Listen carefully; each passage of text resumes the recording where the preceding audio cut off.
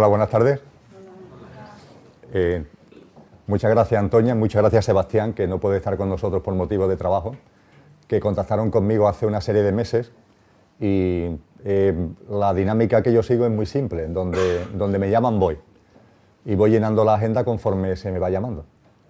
En estos momentos creo que la agenda está llena hasta la primavera del año 2015 y eso que estoy en el no hacer, en el no hacer más absoluto. De hecho, no hago nada, por eso estoy aquí precisamente, porque no hago nada. Hablaremos de ello seguro durante la charla. ¿Se me escucha bien al fondo? Antes de seguir para adelante, ayer en Jerez fluyó que hiciéramos la charla de un modo que vamos a repetirlo hoy, que consiste en lo siguiente. Yo os pido que, como la mayoría me habéis escuchado en algún vídeo, habéis leído algún libro de los que he escrito, lo que os pediría es que aquello que tengáis dentro, el comentario, la observación, la pregunta, que la formuléis al principio y que lo hagáis en un papelito que ahora vamos a repartir a aquellos que lo sientan interiormente solamente. Y la intervención que vamos a desarrollar de aquí hasta las 10 de la noche, que será cuando cerremos el encuentro, va a consistir precisamente en las reflexiones, en las inspiraciones y en las intuiciones que vayan saliendo a propósito de lo que planteéis. Es decir, que no voy a hacer una charla con un guión preestablecido, sino que en función de las cosas que vosotros preguntéis o observéis, vamos a ir desenvolviendo el encuentro. Así que aquí mi amigo Juan os da un papel a aquellos de vosotros que queráis hacer cualquier pregunta o cualquier observación, la recogemos y a partir de ahí pues yo voy hilando la contestación de las preguntas.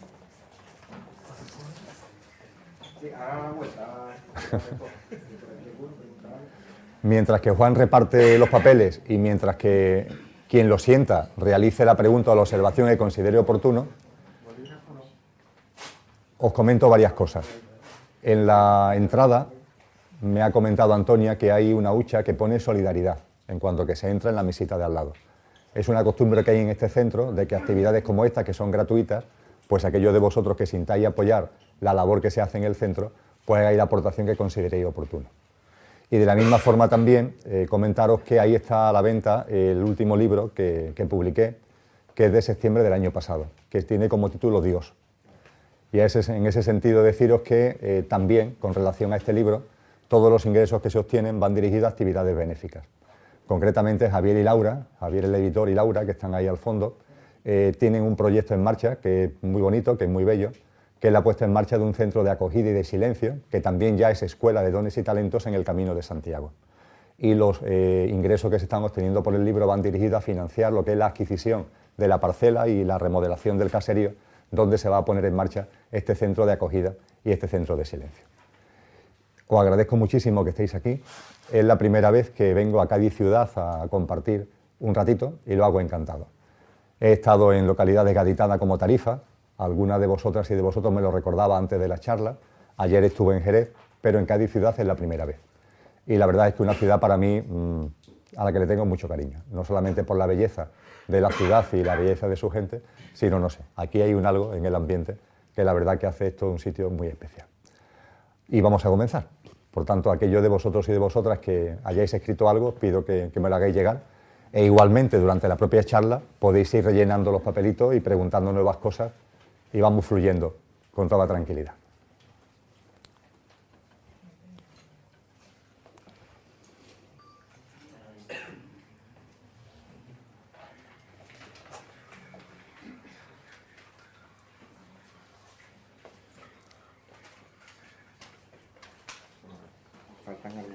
Muy bien, por allá.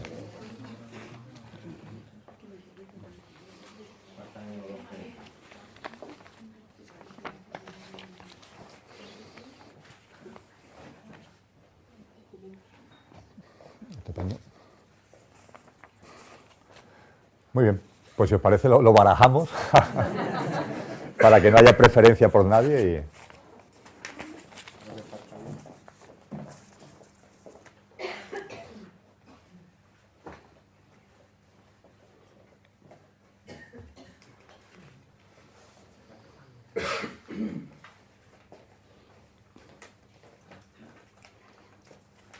Están todos, ¿no? Muy bien.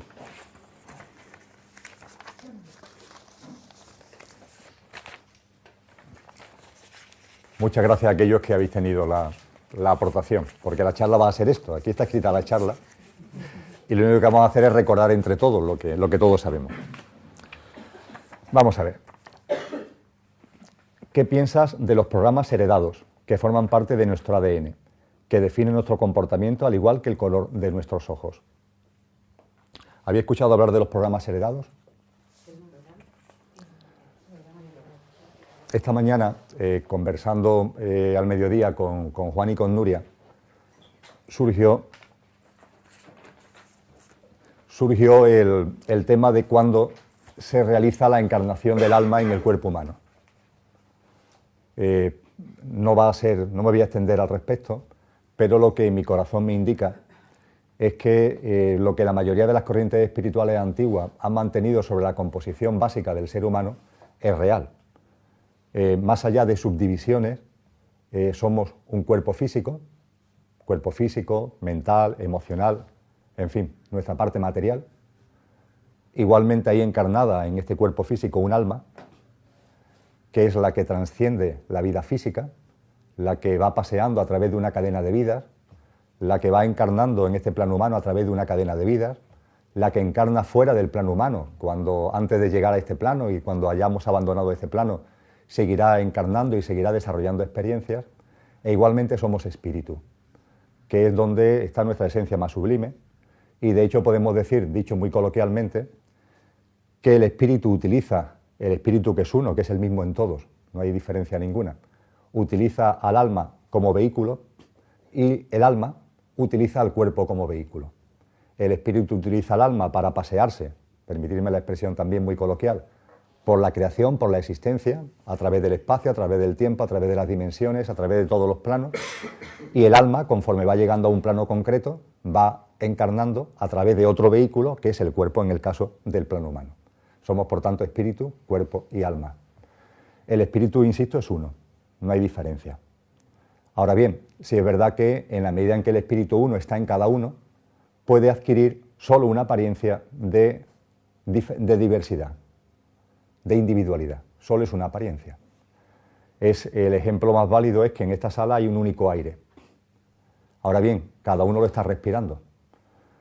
En la medida en que yo respiro este aire, puedo creer, cuando hago la inspiración, puedo creer que este aire es mío, el que ha entrado en mí. La realidad es que el aire no es mío, aquí hay un único aire que estamos todos respirando a la vez. Pero cuando ese aliento llega en mí, puedo tener la sensación de que ese aliento es mío. Eso es lo que en el cristianismo se llama el Espíritu Santo, que no es sino el espíritu que es uno, pero la percepción de diversidad o de individualidad que tiene cuando está en uno en concreto, siendo uno en su globalidad. La dimensión álmica, hay un momento concreto en el que encarna en el cuerpo físico. Ese vehículo del espíritu que es el alma, aterriza, encarna, encaja con todo lo que conlleva, con todas sus experiencias, con toda la conciencia, ¡plac!, en el cuerpo físico. Eso se produce en un momento muy concreto, que además la ciencia ha empezado a percibirlo. Es en el momento casi instantáneo después de la fecundación. En el momento en el que se produce la fecundación, en el momento en el que la célula masculina y la célula femenina forman lo que creo que se denomina cigoto, dos células, la masculina y la femenina, ahí está ya la fecundación, inmediatamente empieza la multiplicación celular, automáticamente. 2, 4, 8, 16, 32, 64, así hasta que a lo largo de los meses de la gestación en el vientre materno se va gestando esta criatura que está compuesta por billones y billones de células. Pues este proceso, que es un proceso que no tiene interrupción, que es un proceso constante, sin embargo tiene una interrupción. Hay un momento concreto de esa división celular en la que la división celular se para y está interrumpida durante de 48 a 72 horas. Durante esas 48 o 72 horas es cuando se produce la descarga del alma en el cuerpo físico. Es como si fuera un programa informático que clac, se descarga en ese momento en el cuerpo físico. ¿Cuándo se produce exactamente eso? Pues cuando estamos en el número 8, es decir, cuando la división celular está en el 8, es decir, recién fecundado. Se fecunda, cigoto, 2 células, 2, 4, 8, que es rapidísimo, y ahí se para. Y durante 48 o 72 horas eso está en stand-by.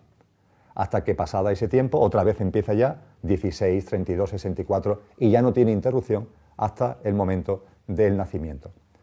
Entre esas 48-72 horas es cuando se produce la descarga de la dimensión álmica en el plano físico.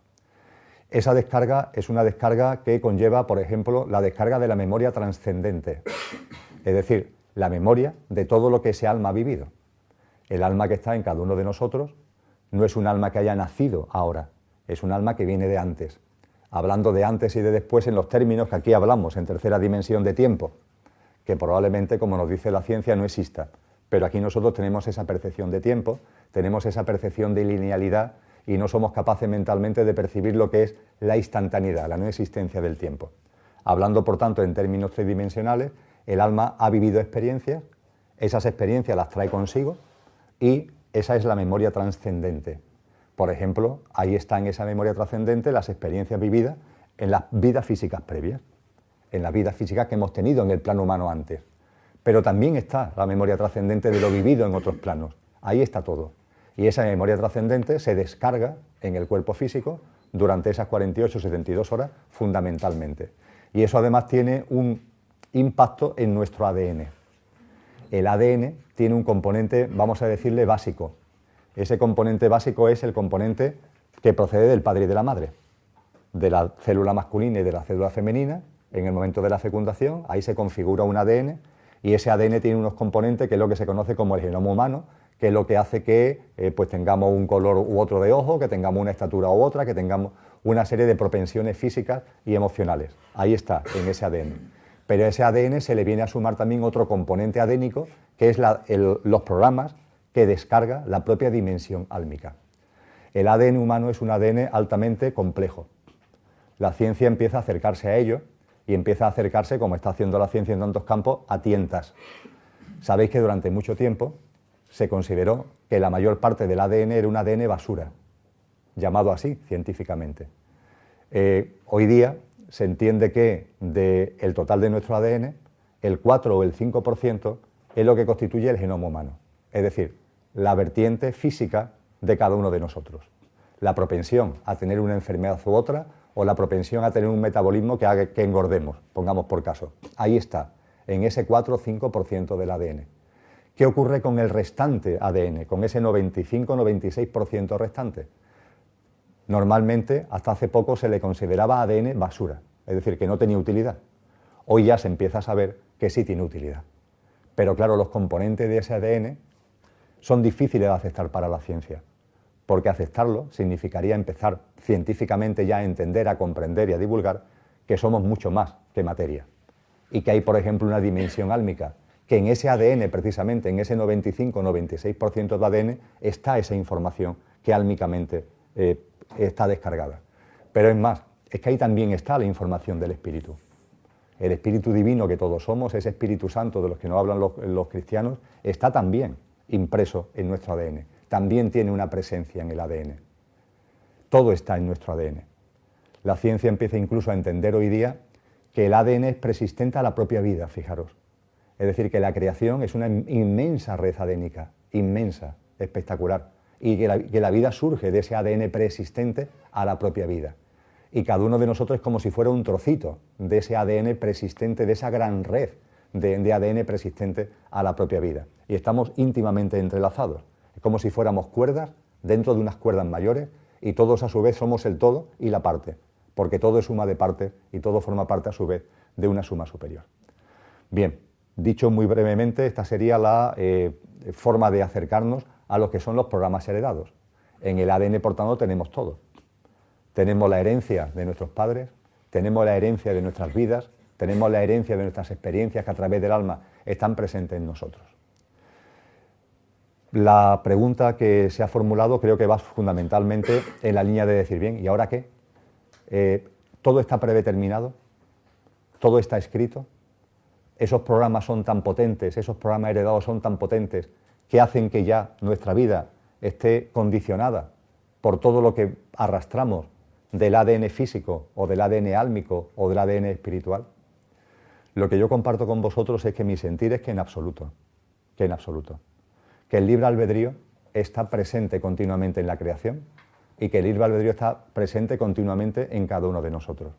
Y tenemos un poder creador absoluto para que esos programas heredados los desarrollemos o los ignoremos, los plasmemos o los evitemos. Y depende de nosotros en cada instante. Lo que en mi corazón resuena no es que estemos ya formateados por un camino que inexorablemente e irreversiblemente tenemos que seguir. Ciertamente hay unas inclinaciones, ciertamente hay unas orientaciones. No sé, a lo mejor algunos de vosotros habéis desplazado a Cádiz desde fuera. Yo he venido a Cádiz desde Jerez y ayer a Jerez llegué desde Sevilla. Cuando yo salí de Sevilla iba a Jerez. Ese era mi camino. Pero había libre albedrío, hay libre albedrío en el camino. Yo puedo en un momento determinado del camino decir, es verdad, yo voy a Jerez, pero cambio el rumbo. Y no voy a Jerez, me voy a Córdoba. O me voy a Huelva. Ese libre albedrío está siempre presente en la creación. Y ese libre albedrío nos tiene que llenar de paz. No de desconcierto, sino de paz. Nos tiene que llenar de paz en el entendimiento, repito, de nuestra capacidad creadora. En el entendimiento que la vida la hacemos nosotros de instante en instante. Que no hay nada que realmente nos condicione. Que es verdad que puede haber unas inclinaciones, que es verdad que puede haber unas orientaciones, pero lo único cierto es que de instante en instante cada uno hace su vida. Lo que corrientes milenarias tan antiguas como el Ho Oponopono nos han enseñado es radicalmente cierto. La vida es responsabilidad de cada uno al 100%. No hay nada en vuestra vida y en la mía que no sea responsabilidad de cada uno de nosotros. Pero nada es nada. No hay nada que suceda, ni que deje de suceder, que no sea precisamente nuestra creación, que no sea algo generado, creado, conformado y configurado por nosotros mismos. Y a lo largo de las charlas seguro que vamos a hablar mucho acerca de determinados condicionantes y autolimitaciones que pesan mucho en la vida humana actual. Conceptos como el error, conceptos como la culpa, conceptos como el karma, conceptos como el pecado, que tienen mucho que ver con el entendimiento mental y en la conciencia que ahora estamos saliendo, que es una conciencia egocéntrica en la que hemos estado instalados. Ahora empezamos ya a vivenciar como humanidad en su globalidad y como seres humanos en concreto, cada uno de nosotros, empezamos a vivir una conciencia distinta. A esa conciencia se le empieza a llamar conciencia de unidad. Da igual el nombre, es una conciencia distinta, que tiene más perspectiva, que no nos concibe egocéntricamente, que no nos concibe como algo separado y aislado de los demás, sino que nos lleva a entender que estamos en íntima conexión con la Madre Tierra, que la humanidad de hecho es una misma red en la que estamos todos interconectados, que nos ayuda igualmente esa conciencia de unidad a empezar a percibir la dimensión divinal que todos tenemos. Esa nueva conciencia de unidad evolutivamente está dejando atrás a la conciencia egocéntrica en la que durante mucho tiempo, y todo tiene su porqué y su para qué, y con mucho amor hay que decirle adiós a esa conciencia, y se lo estamos diciendo, pero ha tenido su papel. El yo individual ha tenido su papel, hasta que en lugar de convertirse en un factor de impulso, se ha convertido en un obstáculo. ¿Qué es lo que nos está ocurriendo hoy en la humanidad y lo que nos está ocurriendo a los que estamos en esta sala? Que ese yo, esa conciencia, insisto, egoica, ha servido, no ha sido muy útil durante mucho tiempo, pero ha llegado un momento en el que en nuestra expansión conciencial, lo que ha sido un factor de impulso, hoy es un factor de rémora, y estamos ya sintiendo cosas distintas. Pues bien, mientras que hemos estado instalados en la conciencia egocéntrica, el pecado, el error, la culpa, las autolimitaciones y los condicionamientos de los programas heredados han tenido un valor fundamental. Y esos programas heredados los hemos asumido como si fueran irreversibles. Ahora, sin embargo, empezamos a darnos cuenta de nuestra capacidad creadora. Nos empezamos a dar cuenta, lo hablaremos seguro durante la charla, de que no existe el error, de que no existe la culpa, de que el célebre karma, que no es otra cosa que las consecuencias que en tu vida actual tiene lo que has hecho en vidas anteriores, es tan simple de entender como que nuestra vida física actual, la vuestra y la mía, son días sucesivos. Hoy es viernes, ayer fue jueves, mañana es sábado. Pues bien, lo que hagáis mañana estará en íntima conexión con lo que habéis hecho hoy, con lo que hicisteis ayer, con lo que hicisteis antetayer, con lo que hicisteis hace una semana, con lo que hicisteis hace un año, con lo que hicisteis hace 10 años.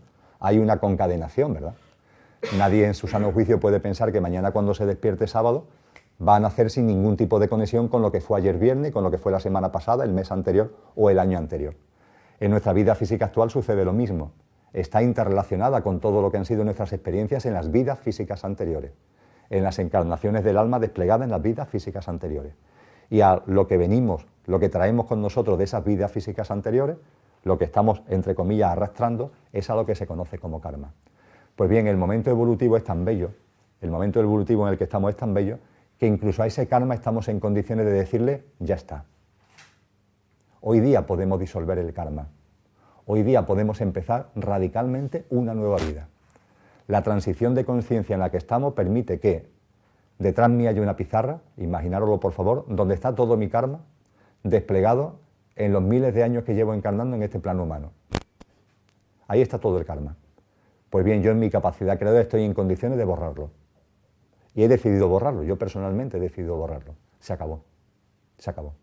Una nueva conciencia, una nueva vida, una nueva forma de andar por el mundo, nuevas pautas, nuevos paradigmas, con mucho amor a todo lo que han sido las experiencias anteriores, con mucho amor a lo que ha servido el karma, a lo que ha servido el concepto de culpa, a lo que ha servido todo eso, pero se ha acabado.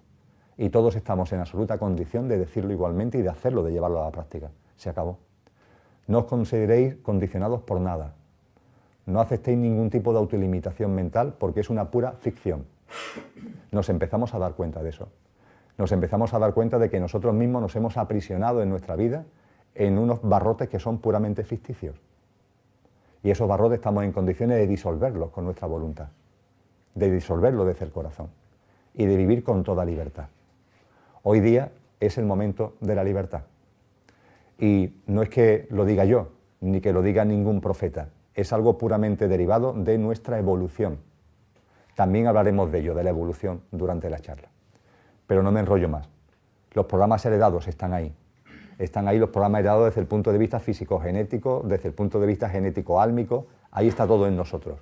Pero nosotros tenemos la capacidad más que suficiente como para decir, vale, están ahí, pero yo mi vida la oriento y la creo de instante en instante conforme mi corazón me indica.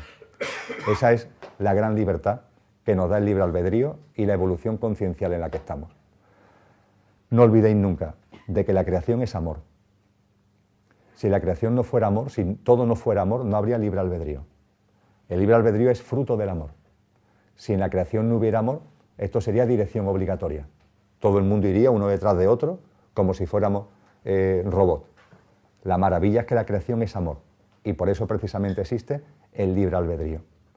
E igualmente lo recordaba ayer en la charla de Jerez a propósito de una película reciente que ha tenido mucho éxito comercial, El ala de las nubes, de que es muy importante darse cuenta de que la unicidad, que es lo que somos, una vida, una conciencia, una experiencia, la unicidad, que es realmente lo que somos, no es uniformidad. La unicidad no es uniformidad. La unicidad, maravillosamente, por el amor precisamente, es diversidad. La humanidad es unicidad, pero es diversidad. La humanidad en su unicidad no es uniformidad, es diversidad. Y esa diversidad, que es la pauta del cosmos y de la creación, se debe al amor.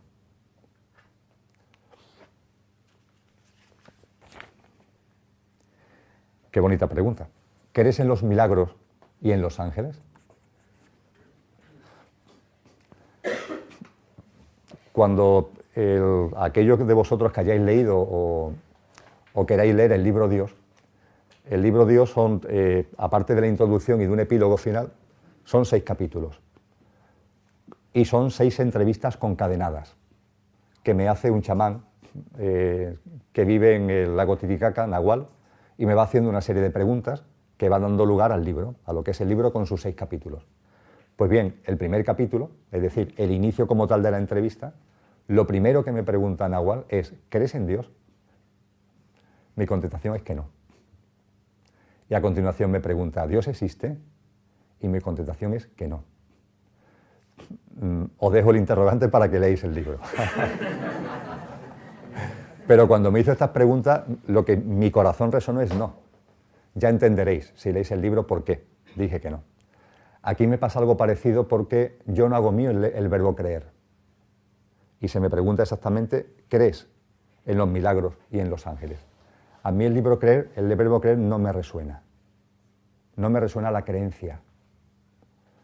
No sé, lo veo ligado al sistema de creencias, a un sistema de creencias, a pautas y a paradigmas de este mundo, de la conciencia egocéntrica del que estamos ahora saliendo por evolución. Pero bueno, para no perdernos quizás en terminología, haciendo una especie de excepción y aceptando el verbo creer. Por supuesto, que los ángeles y los milagros existen, por supuesto. Es más, no es que existan los milagros. Esa es la percepción, si me permitís, inicial. Cuando uno empieza a ver la vida de una manera distinta, empieza a darse cuenta de los milagros de la vida. Lo empieza a ver. Empieza a ver, por ejemplo, que la vida está llena de señales, y está llena de sincronías, y está llena de causalidades, continuamente. Vamos, es que nos inundan esas sincronicidades, esas causalidades y esas señales. Basta con estar atento. La vida entera es una sincronía, una causalidad y una señal. Cuando esto empiezas a verlo en tu vida cotidiana, hay un momento determinado que te sorprende, pero deja de sorprenderte.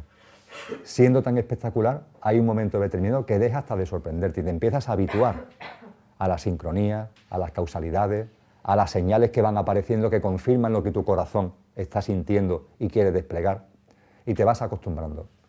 Y hay un momento determinado en el que por fin percibes de que no es que haya milagros, sino que la vida es el milagro. La vida es el milagro. No es que haya milagros aislados, no es que haya milagros que se producen de vez en cuando, no, no. Es que la vida entera, en toda su integridad, completamente, es un milagro. Y lo que el corazón te indica en ese momento mágico es que en la vida se puede confiar plenamente, radicalmente, que es, por cierto, lo que nos cuesta mucho trabajo, porque venimos estando instalados en la conciencia egocéntrica. Y la conciencia egocéntrica se basa en la separación, se basa en la división, se basa en el tú y el yo, y pone siempre frontera, pone siempre barrera. Y claro, con tantas separaciones, divisiones, frontera y barrera, la vida no la vemos como es, no la inventamos. Y terminamos teniendo miedo a la propia vida. Y no confiamos en ella. Todas las corrientes espirituales siempre nos han llamado a todo lo contrario, a confiar plenamente en la vida.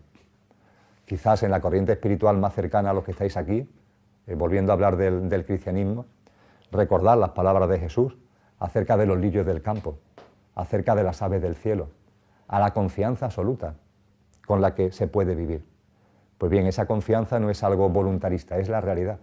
La vida puede ser vivida y merece ser vivida con absoluta confianza en ella.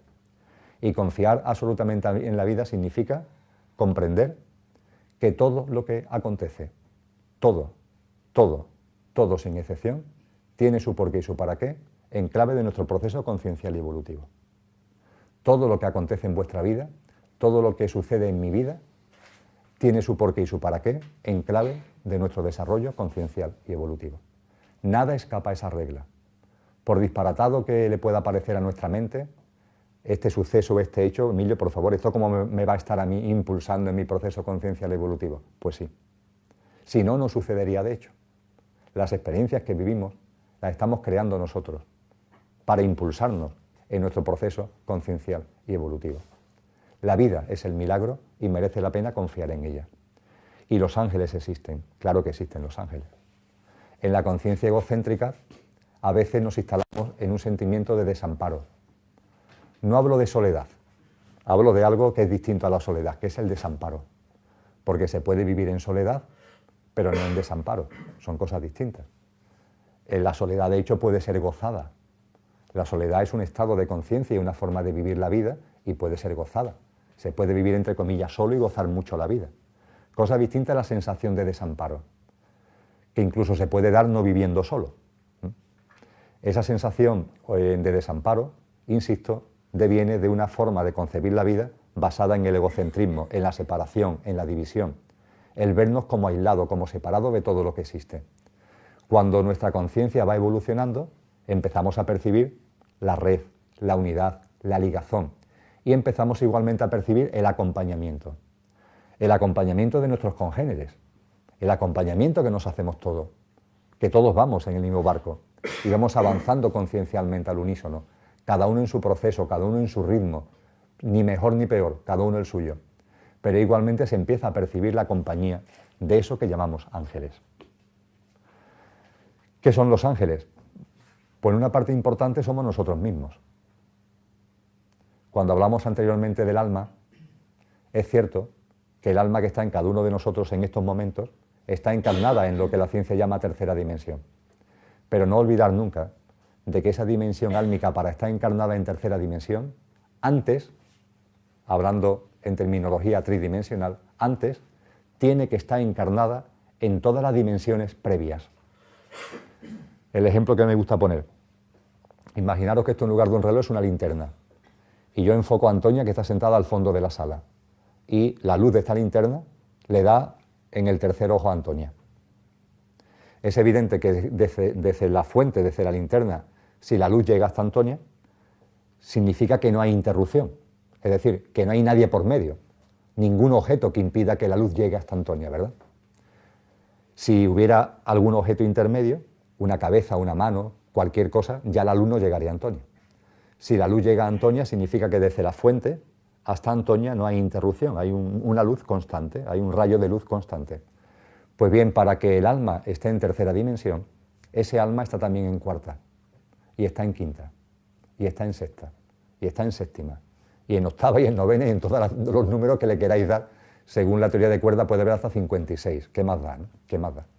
Pero nuestra dimensión álmica no solamente está encarnada en tercera dimensión, está encarnada en todas las dimensiones de la creación. Para estar en tercera tiene que estar forzosamente en cuarta, porque si no, no llegaría a la tercera, y forzosamente en quinta, porque si no, no llegaría a la cuarta, y forzosamente en sexta, porque si no, no llegaría a la quinta. Estamos álmicamente también, no solamente en espíritu, sino álmicamente también, absolutamente conectados con la fuente. Y esa luz, por cada nueva dimensión que va pasando, las dimensiones son como si tiráramos una piedra al agua, los círculos concéntricos, pues por cada círculo concéntrico que va pasando, ese alma va encarnando, en función de las modalidades de vida y de existencia que haya en esa dimensión. Y hay dimensiones concretas donde las formas de vida son angelicales. No tienen la densidad que nosotros tenemos en nuestro cuerpo físico, son formas de vida más sutiles. Pues bien, en muchos casos, lo que llamamos ángeles no es sino nuestra propia alma encarnada en esas dimensiones, en cuerpos más sutiles, que están en permanente conexión con nosotros. Porque si a nosotros nos cuesta trabajo creer eso, que somos ángeles, al vosotros, que somos ángeles, no tienen ninguna duda que estamos en tercera dimensión. Es decir, desde la tercera dimensión nos cuesta trabajo darnos cuenta de que estamos en cuarta, y en quinta y en sexta. Pero desde la sexta dimensión no hay ningún tipo de duda de que estamos en tercera. Con lo que desde aquí nos cuesta trabajo conectar con allí. Pero desde allí no hay ningún tipo de problema con conectar con aquí. El problema es que nosotros tenemos las antenas cerradas.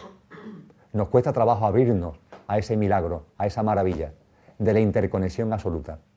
Y en muchos casos, por tanto, los ángeles somos nosotros mismos en nuestra multidimensionalidad. En muchos casos, nuestros guías, que muchos de vosotros a lo mejor presentís o sentís, somos nosotros mismos en nuestra multidimensionalidad.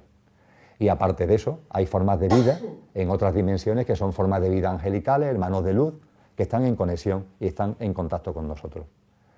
Esto todo es pura compañía. Estamos absolutamente acompañados.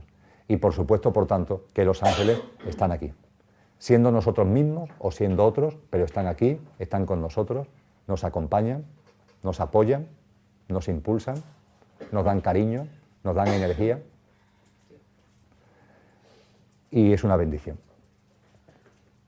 Para darse cuenta es tan sencillo como abrir el corazón e irse quitando tantas trabas mentales.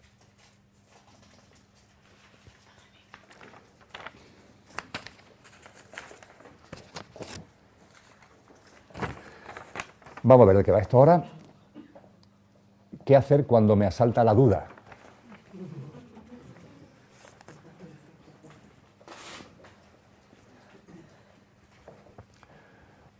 El término duda es muy preciso y a su vez, sin duda ninguna, incluye muchas más cosas.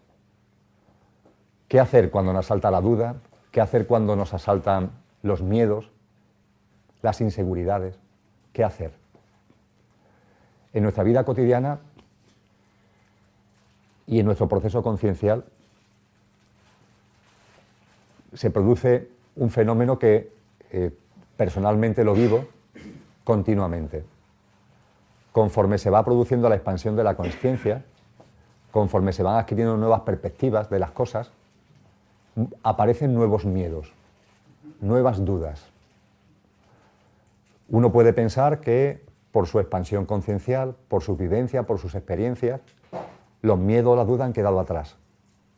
Sin embargo, se viven nuevas experiencias que hacen que aparezcan dudas, miedos, interrogantes o inseguridades de nueva naturaleza. Es como si esas dudas, esos miedos, esos interrogantes, fueran incluso espoletas que nos impulsan en nuestro proceso conciencial. Seguro que me habéis escuchado hablar, porque hago mucha referencia a él, de San Juan de la Cruz, de Juan de Yepes. Juan de Yepes, doctor de la Iglesia desde el año 1929, uno de los grandes exponentes de la mística mundial, como todos los místicos, nos habló de nuestra divinidad. Nos habló de que Dios es cada uno de nosotros. Y en más, escribió literalmente algo maravilloso, que en esta vida física podemos transformarnos en el Dios que somos, podemos tomar conciencia de nuestra divinidad. Y lo dejó escrito diciendo aquello en una carta a Ana de Peñalosa en el año 1584 de el más perfecto grado de perfección al que el ser humano puede llegar, a que en esta vida se puede llegar, es la transformación en Dios. Claro que podemos transformarnos en Dios, porque es lo que somos. Dios es yo, Dios es cada uno de vosotros, Dios es todo. Dios no es algo exterior a nosotros mismos, Dios es cada uno de nosotros. Y esa transformación de la que nos hablan los místicos es la toma de conciencia. Pues bien, San Juan de la Cruz, esto que expresó en prosa, lo hizo también en su obra lírica, en su obra poética. Y lo vertió concretamente en un poema. Y en una expresión poética que a la mayoría de vosotros y de vosotras os suena. La amada en el amado transformada. El momento sublime en el que en nuestro proceso conciencial tomamos conciencia de lo que realmente somos. Tomamos conciencia de lo que dijo Cristo Jesús. Yo y el Padre somos uno. Yo y el Padre Madre somos uno. Yo y la Madre y la Fuente somos uno. Tomar plena conciencia de eso. En nuestro proceso conciencial, en el aquí y ahora, eso es perfectamente factible. Es perfectamente posible. Es lo que nos indica Cristo Jesús con el Padre y yo somos uno, o es lo que nos indica San Juan de la Cruz con la amada en el amado transformada. Pues bien, esa expresión lírica tan bella de la amada en el amado transformada, San Juan de la Cruz la introduce en una poesía concreta. San Juan de la Cruz escribió, por ejemplo, el Cántico Espiritual, una obra llena de belleza, de fuerza, de sensualidad, hasta de erotismo y de alegría de vivir. Ahí no aparece lo de la amada en el amado transformada. Escribió una obra poética tan preciosa como Llama de amor viva, que es una obra excelsa de alta contemplación, un éxtasis de alta contemplación, lo llama San Juan de la Cruz. Ahí no aparece lo de la amada en el amado transformada. La amada en el amado transformada lo mete San Juan de la Cruz en una poesía que se titula La noche oscura. La noche oscura. Y en esa noche oscura, en esa obra poética, nos dice cosas tan tremendas como esta. Nos dice, oh noche que guiastes, oh noche amable. La palabra amable, hoy día, la hemos deformado. Entendemos por amable a una persona educada, a una persona que tiene buen talante.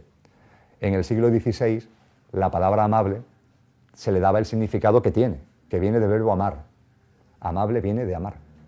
No tiene nada que ver con una persona educada. Es algo amoroso. Pues bien, oh noche que guiastes, oh noche amable, amorosa, oh noche amable más que alborada, oh noche que juntastes, amado con amada, amada en el amado transformada. Fijaros el mensaje que este hombre, que este ser humano, que este místico nos está dando. La noche como guía, la noche como instrumento de conexión con nuestra divinidad y de transformación íntima en el Dios que somos. La duda, a la que hace referencia esta pregunta, los interrogantes, los miedos, los malos ratos, las experiencias que nos meten incluso en ese desamparo interior, en esa oscuridad interior. En definitiva, las noches oscuras no son sino espoletas en nuestro camino conciencial.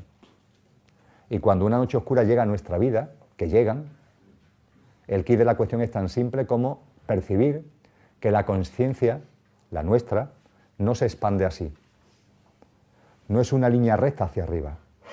No es como un avión que despegue y va así para arriba. No. La conciencia se expande a modo de lo que los matemáticos llaman las campanas de Gauss. Así. Es cierto, dicho en nuestro lenguaje tridimensional, que va subiendo. Es verdad que va subiendo. Pero va subiendo haciendo ondas. De tal forma que siempre hay caídas y subidas, caídas y subidas. A esa parte de la campana, a esa parte de la onda que es hacia abajo, es a lo que San Juan de la Cruz llama noche oscura. Y las noches oscuras están presentes en nuestra vida. La duda aparece. Incluso cuando uno puede tener ya la absoluta seguridad de que ya está totalmente instalado, no sé, en conexión con su divinidad, pasa algo en un momento concreto que te vuelve a sumergir en esa duda, en esa noche oscura. Es verdad que la noche oscura no siempre es la misma, no siempre tiene la misma intensidad, pero vuelve a aparecer. Y cuando una noche oscura, cuando la duda, cuando el miedo aparece en la vida, hay simplemente que aceptarla. Aceptarlo. No huir de ello. Decir, oye, esto me está pasando. Me está pasando por esto, me está pasando por esto, me está pasando. Me siento deprimido, me siento mal, no estoy a gusto.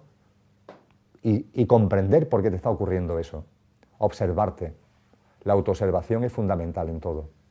Sin agobiarse, te observas y te das cuenta de lo que estás viviendo.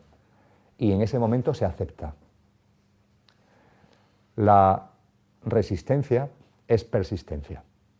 Si te resistes a la experiencia de noche oscura, sigues instalado en la noche oscura.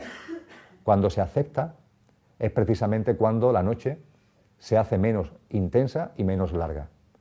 Cuanta más resistencia se tenga a la duda, cuanta más resistencia se tenga al miedo, cuanto menos se acepte esa experiencia, más larga y más intensa va a ser la noche. En la medida en que en nuestro corazón la noche se acepta, la intensidad y su duración se reduce.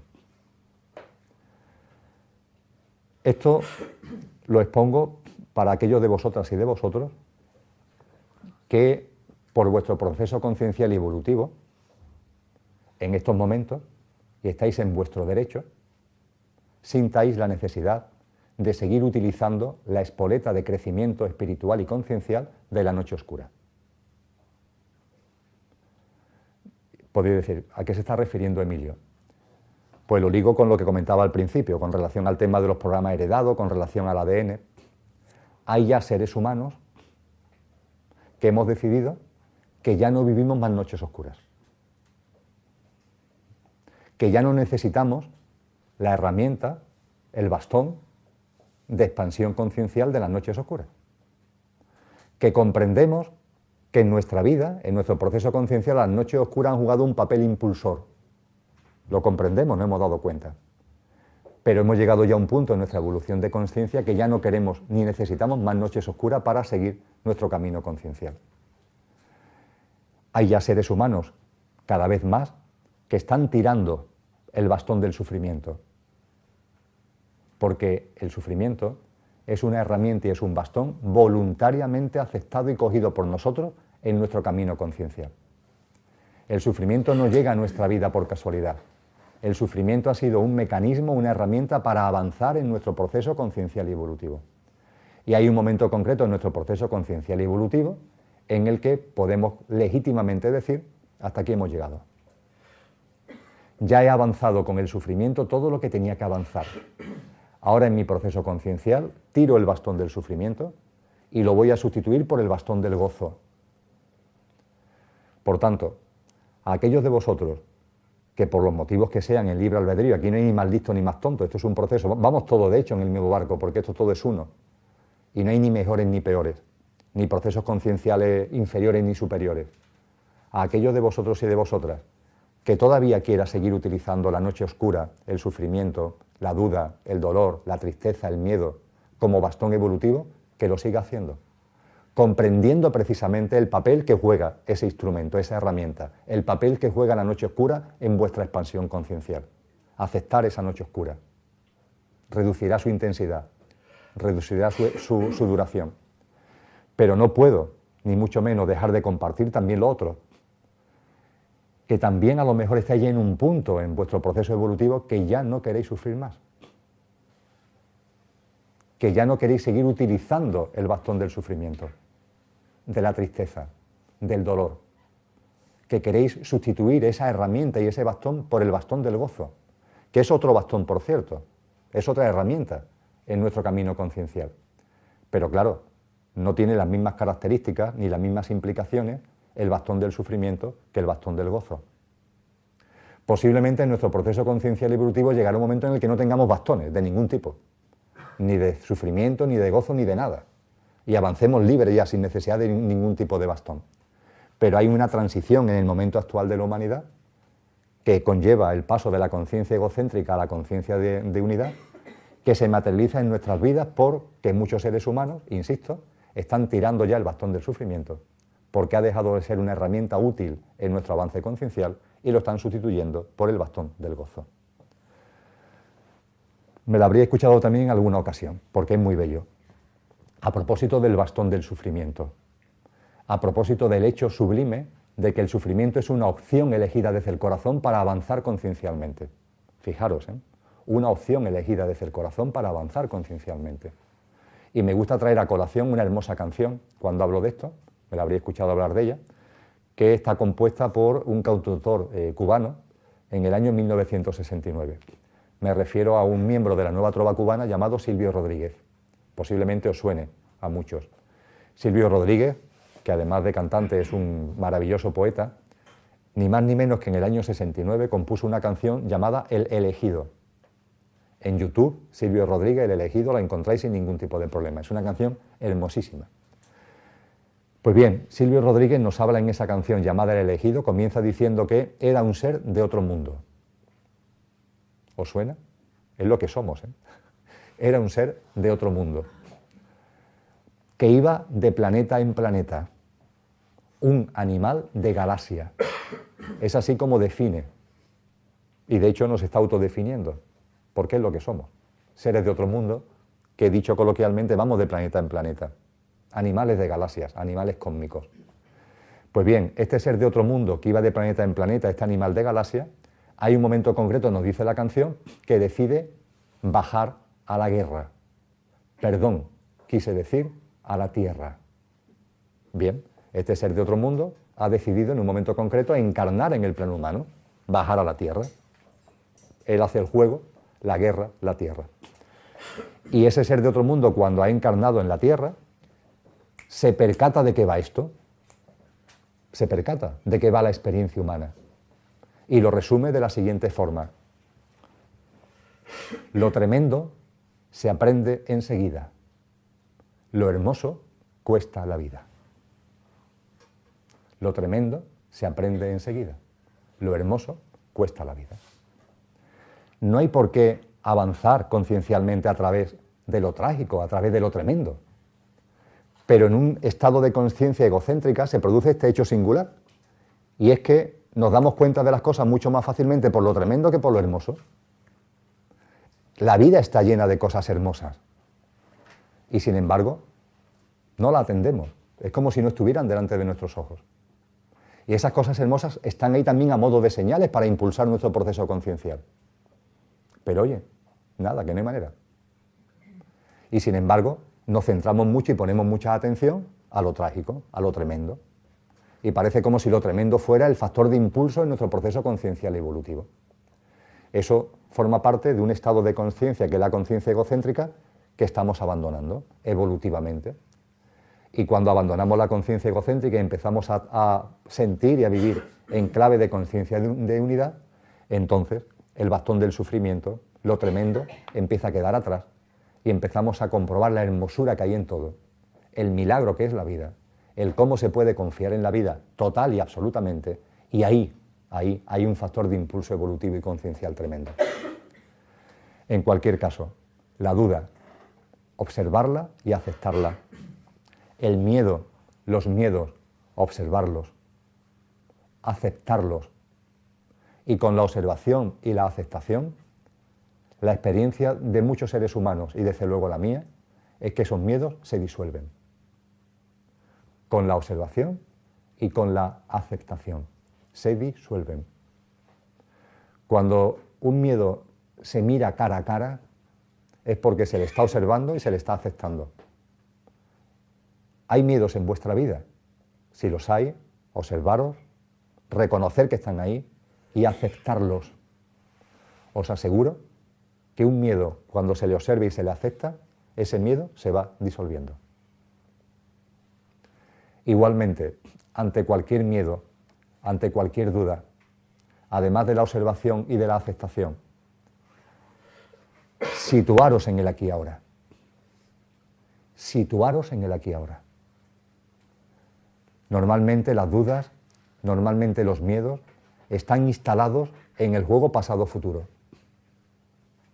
En ese juego que es un juego mental, porque la vida es el presente. Cuando a cualquier miedo, o a la mayoría de los miedos, lo pasamos por la criba del aquí y ahora, el miedo se difumina. Porque ese miedo no tiene sitio en el aquí y ahora. Porque es algo mental, es una ficción mental, es algo que estamos proyectando para el futuro.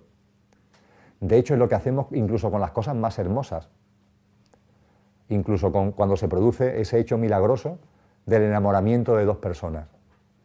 Inmediatamente aparece el futuro.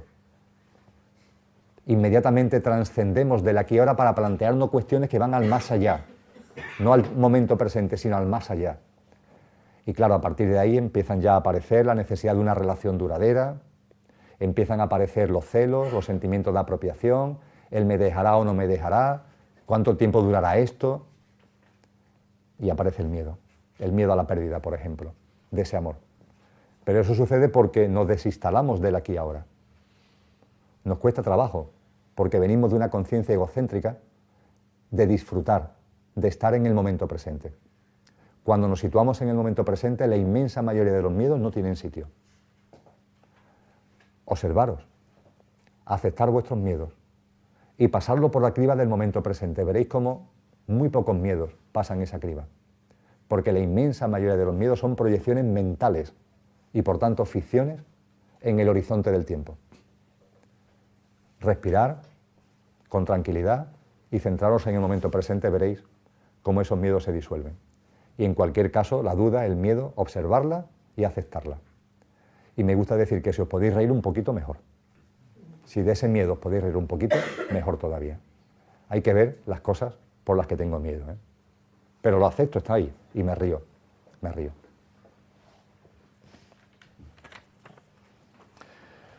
¿Por qué cuesta tanto comprender a los demás?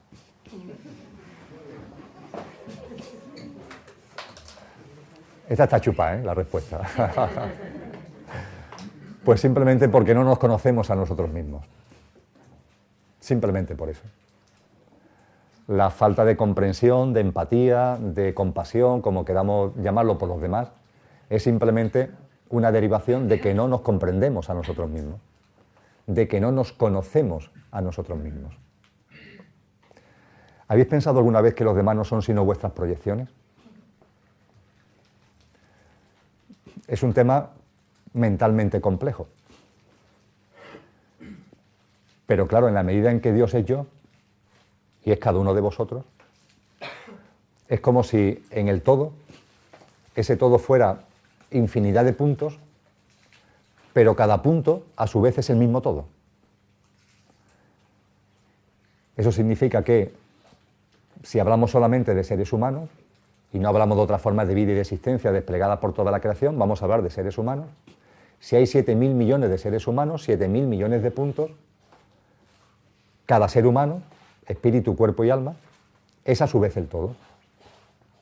Hay un axioma más antiguo, lo recordaba antes de pasada. Todo es suma de partes y todo forma parte de una suma superior. Y cada parte es a su vez el todo. No es un trabalengua. Es una descripción que viene muy de antiguo y que da en la diana. Todo es suma de partes. Fijaros, todo es suma de partes. Nuestro propio cuerpo es suma de partes. Y forma parte de una suma superior. Un ser humano forma parte de la humanidad forma parte de la madre tierra del sistema planetario, etcétera, etcétera.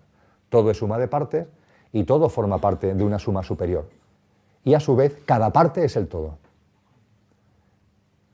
Ese es el milagro.